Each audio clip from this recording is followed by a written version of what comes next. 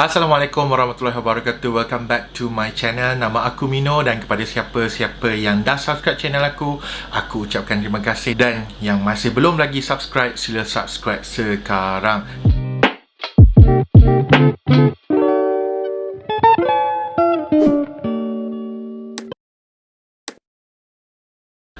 Hari ini aku nak menceritakan tentang sifat positif yang toksik atau dikenali sebagai toxic positivity. Macam mana aku boleh tahu toxic positivity? Sebenarnya macam ni. Tahun lepas aku ada post something dekat Twitter, dan aku ada tulis sesuatu, dan ada orang komen yang aku ni adalah toxic positif, yang memberi impact negatif kepada society. Aku rasa macam terkejut lah, sebab aku tak pernah dengar toxic positif. Daripada itulah aku belajar dan aku membaca banyak tentang toxic positivity. Apabila dah banyak kali aku membaca artikel-artikel tentang toxic positivity ataupun positif yang toxic ni, aku dapat merasakan yang sebenarnya kita di Malaysia ni, rakyat kita masih lagi jauh terkebelakang dalam menangani masalah isu mental. Untuk pengetahuan korang semua, 1 daripada 4 orang di dunia ni mengalami masalah mental. Dan yang paling menyedihkan ialah bunuh diri adalah faktor yang kedua tertinggi. Punca kematian, the cause of death for the teenager umur daripada umur 15 hingga 29 tahun worldwide. Sangat menyedihkan. Sebab tu dekat Malaysia aku masih merasakan yang mental illness ni adalah satu tabu. Apabila kita bercerita tentang mental illness, ada je orang yang akan bercakap macam kau tu tak buat sembahyang lah tu, tak baca Quran, tak dekat dengan Tuhan, asyik buat dosa jauh daripada Tuhan. Padahal mental illness ni tak ada kaitan pun dengan benda-benda semua. Tambah-tambah lagi kalau kita dengar orang tu bunuh diri, makcik jiran sebelah bunuh diri, mulalah cerita, habis kita semua benda kita cerita, kita nak telanjangkan apa cerita. Ni dulu ni memang macam tu, memang keluarga dia memang tak ada agama, memang teruk, memang bunuh diri tu lah punca jauh daripada agama, tak solat, tak dekatkan diri dengan Al-Quran. Sebab itulah bunuh diri. Sebab tu bunuh diri. Kita tak pernah pun seketika untuk merasakan apa sebenarnya yang ditanggung oleh seorang yang membunuh diri ketika dia hidup tu, sehingga dia terpaksa membunuh diri. Bagi aku itu sangat sedih, sebab kita tak ada pernah ada menzahirkan rasa empati. Apabila kita gagal untuk melahirkan rasa empati, wujudlah masyarakat-masyarakat yang begini. Kita tak pernah mencari satu penyelesaian kenapa benda tu terjadi. Instead, kita cerca dan kita jual cerita-cerita yang tak enak untuk orang-orang si mati tersebut. Sebagai contohnya, korang mesti pernah mengalami apabila korang curhat ataupun menceritakan tentang masalah korang pada kawan korang, sedih ataupun hopeless, depressed ke suatu perkara. Ada je kawan-kawan korang yang cakap macam, kau tu jangan lemah sangat, kau ni kena bawa solat, doa, minta kat Tuhan, ni kena bersyukur. Ada je orang lain yang lagi susah daripada kau ni kena kuat, tak boleh macam ni, sedih-sedih macam ni. Nampak tak? Itu adalah contoh-contoh toxic positivity, di mana kita tidak membenarkan seseorang manusia itu mengalami rasa negatif.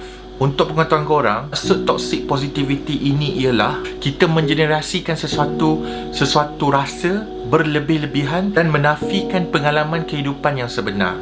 Maksudnya di sini ialah korang apabila ada rasa negatif, korang selalu cakap macam, kita kena kuat, kita tak boleh rasa sedih. Aku sedih, tapi bila kita pergi keluar, upload dekat sosial, aku happy, aku okey je dengan kehidupan aku. Sehingga orang tak sedar yang korang ni ada emosi terganggu ataupun masalah negatif. Walhal sebenarnya rasa negatif itu adalah satu rasa yang baik, satu rasa yang murni. Tak semestinya apabila kita ada rasa negatif akan menjadikan diri kita ni sentiasa negatif. Tak macam tu sebenarnya. Tambahan lagi, apabila kita dibesarkan dengan suasana yang positive vibe only, hidup kena sentiasa cool, kena ceria, tak boleh sedih-sedih. Sedih-sedih ni hanya untuk orang-orang yang lemah, so kita kena jadi kuat. Perasaan-perasaan itu ataupun environment itulah sebenarnya yang melahirkan kita ni sebenarnya adalah toksik yang positif kepada orang lain. Apabila kita terlampau menjadi toksik positif ni, at the end of the day, kita akan meletup Dan apa kesannya adalah kesan buruk pada mental kita. Dan yang paling buruk ialah kita akan membunuh diri sebab kita rasa tak tertanggung lagi rasa berat yang ada dekat dalam fikiran kita ataupun dalam diri kita ni. Kita tak tahu apa benda yang patutnya kita buat.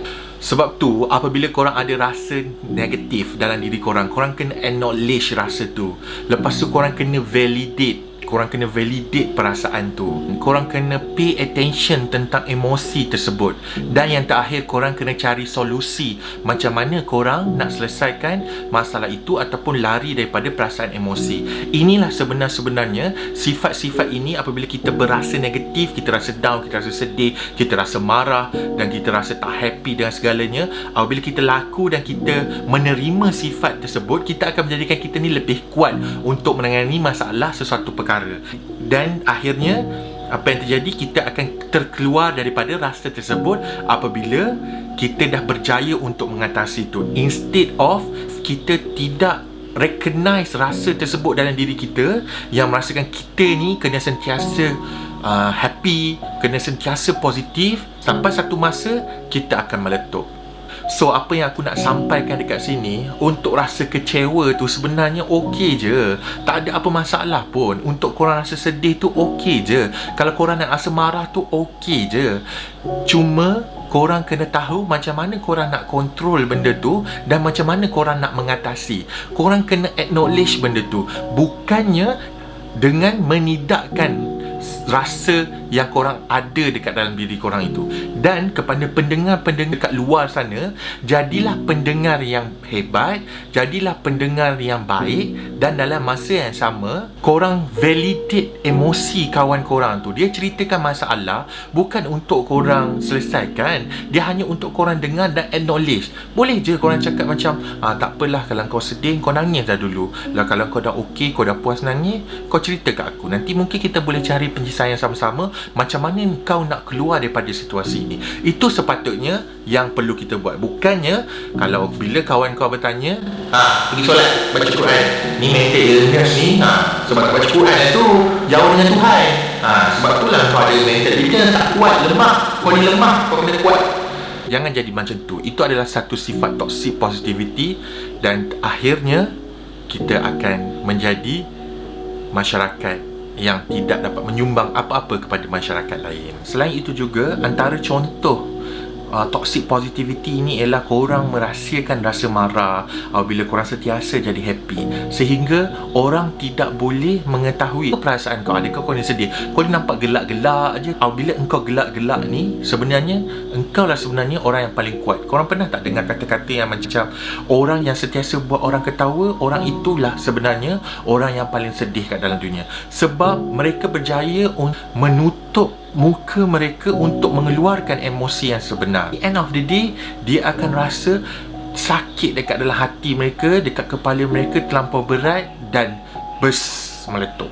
Kita tak nak macam tu. Antara cara untuk korang overcome rasa toxic positivity ni, yang pertama, korang boleh share masalah kepada kawan-kawan korang, tapi cari kawan-kawan yang mendengar dan validating your emosi. Itu yang paling penting. Yang kedua, korang boleh tulis journal. Tulis dekat dalam diary apa yang korang rasa hari ini. Sebab apabila korang mencurahkan rasa hati ni, dia akan memberi rasa kelegaan. Dan yang ketiga, korang boleh sahaja update dekat dalam Facebook status, Instagram status, gambar, vlog dan sebagainya, menunjukkan apa rasa yang korang tengah rasa sekarang. Perkara-perkara ini dapat membantu korang untuk menghindarkan daripada rasa toxic positif. Sebab tu yang terakhir, nasihat aku kepada semua dekat sana, apabila ada seseorang approach korang untuk menceritakan tentang masalah dan rasa negatif mereka, please jadilah pendengar yang baik. Apabila jadi pendengar yang baik ini, korang kena validating mereka punya emosi, dan at the end of the day, biarkan rasa emosi mereka yang negatif itu flow.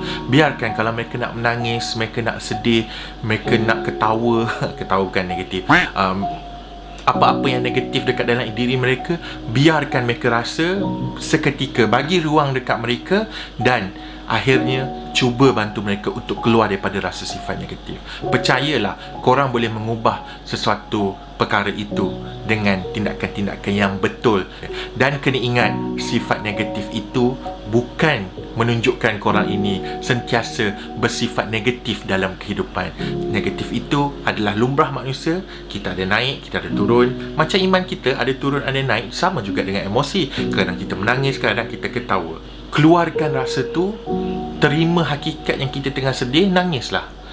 Sebab dengan nangis itu akan membantu kita untuk menjadikan kita kuat. Okey, itu saja aku akhiri vlog aku pada kali ini. Dan kita berjumpa lagi. Assalamualaikum warahmatullahi wabarakatuh dan bye.